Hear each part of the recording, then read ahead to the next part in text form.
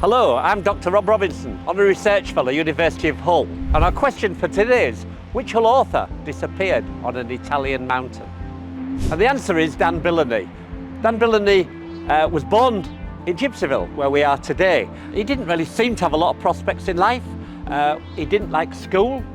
He got TB when he was young. After he left school, he got an apprenticeship with an electrician's.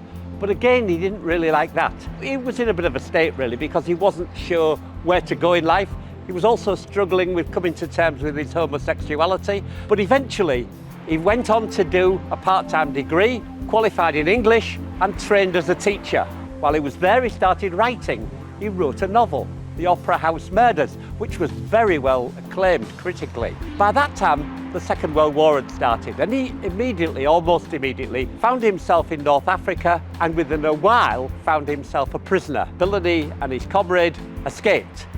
They were behind German lines, but they spent several months on the run, staying in farmhouses, staying in mountains, and while he was both in the prisoner of war camp and on the run, he finished off a couple of manuscripts, working with his friend who was with him. Then, sometime mysteriously in the winter, the bitter winter at the end of 1943, both Billeny and his comrade Dowie disappeared. They've never been seen since.